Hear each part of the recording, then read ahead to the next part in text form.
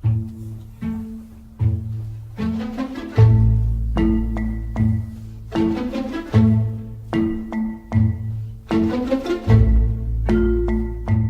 just because I ripped my pants. When Big Larry came round just to put him down, SpongeBob turned into a clown, and no girl ever wants to dance with a fool who went and... Halo semuanya, perkenalkan, nama saya Raffi Rizky Darmawansyah dan saya seorang mahasiswa Telkom University.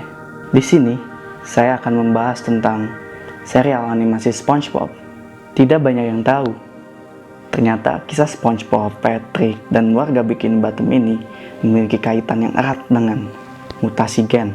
Menurut KBBI, mutasi berarti perubahan yang terjadi secara mendadak di dalam kromosom. Dan gen itu adalah bagian dari kromosom yang menjadi lokasi dari sifat-sifat keturunan.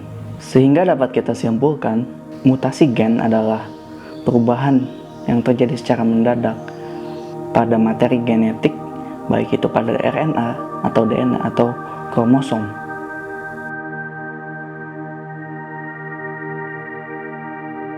Perlu kita ketahui bahwa animasi SpongeBob ini memiliki banyak sekali misteri dan teka-teki. Jika kita lihat pada lagu opening SpongeBob, maka kita dapat melihat sebuah pulau, dan jauh di bawah dari pulau tersebut terdapat kehidupan laut yang kita kenal sebagai kota Bikini Bottom yang kita lihat pada serial SpongeBob. Nah, pulau tersebut ternyata ada di kehidupan nyata dan dikenal dengan Pulau Bikini Atoll di sebuah kepulauan Marshall. Tidak banyak yang tahu, ternyata pulau tersebut memiliki catatan sejarah yang teramat kelam. Apa itu? Pulau tersebut, yakni Bikini Atoll ini, pernah menjadi tempat pengujian bom nuklir pada masa Perang Dunia, masa Perang Dingin. Berikut adalah footage ledakan dari bom nuklir tersebut.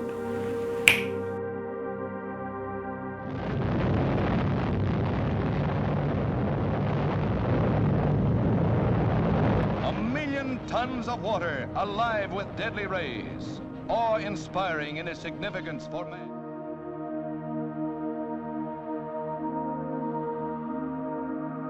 Kita tahu bahwa bom nuklir itu memiliki radiasi yang sangat berbahaya dan bisa memusnahkan suatu kehidupan pada wilayah yang terkena dampak dari radiasi tersebut.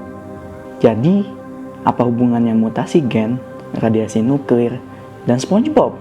Kartun SpongeBob ini memiliki karakteristik yang sangat unik.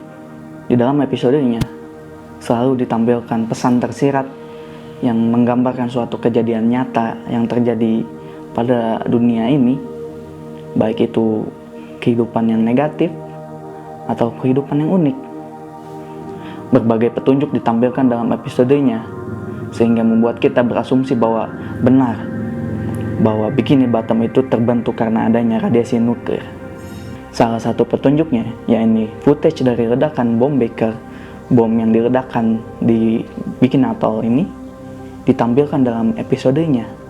Episode tersebut berjudul The Dying for Pie. Harga $25 dan aku tidak tahu kalau itu adalah bom dan kau sudah memakannya. Maksudmu pie ini ya? Aku menyimpannya di kantungku untuk kita bagi berdua. Kau mau kan? Ini, ayo.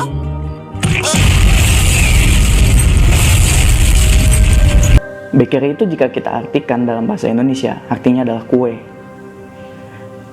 Dan pada episode tersebut yang menariknya adalah kue tersebut menjadi bom, atau bom tersebut terdapat di dalam kue.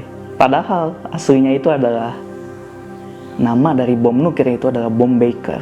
Namun SpongeBob memiliki karakteristik yang unik sehingga membuat episode tersebut menjadi demikian. Lantas kok bisa radiasi nuklir itu bukan memusnahkan kehidupan ikan-ikan di Bikini Bottom, melainkan justru membuat ikan-ikan tersebut bermutasi.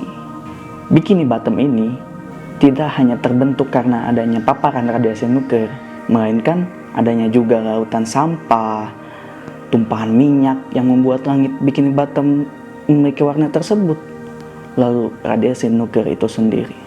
Sehingga polusi radioaktif dan radiasi nuklir itu membuat ikan-ikan bermutasi dan bertingkah laku seperti manusia, berpakaian, bahkan dapat berbicara.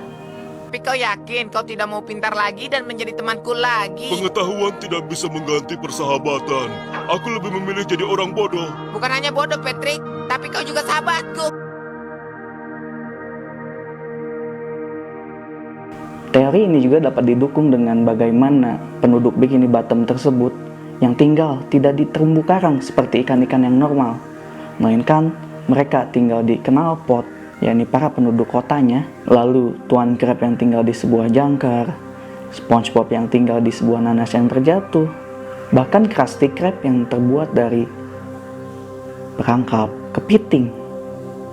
Seperti kehidupan nyata ya, ada kasus di mana suatu pantai dikelilingi oleh lautan sampah dan ada hewan yakni keromang di mana dia mengganti rumahnya, cangkangnya itu, dengan sebuah sampah.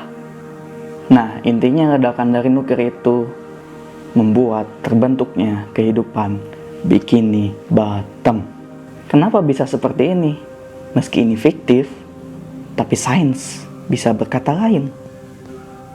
Contoh lain, kecelakaan di reaktor nuklir di Fukushima, Jepang menyebabkan mutasi gen pada kupu-kupu yang berada di wilayah tersebut. Para ilmuwan yakin bahwa radioaktif ini merusak pewarisan genotip pada kupu-kupu tersebut.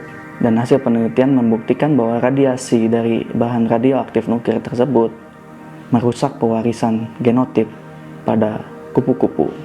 Hasil penelitian memang tidak bisa dianggap memiliki dampak yang sama terhadap hewan yang lain atau pada manusia. Contoh fiksi lain di mana paparan sinar radioaktif ini justru tidak memusnahkan suatu makhluk hidup, melainkan menjadi sumber kekuatan. Ya, ini kita dapat melihatnya pada superhero Hulk.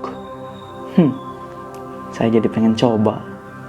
Padahal kita tahu dalam hal ini manusia yang terpapar radiasi nuklir akan mengalami kerusakan DNA dan terjadinya mutasi genetik. Dan mutasi genetik ini akan berakibat terhadap keturunan manusia tersebut yang memiliki kelainan fisik atau biasa disebut dengan cacat. Mind blowing bukan? Saya Raffi Rizky. Terima kasih. I hope you're happy. The night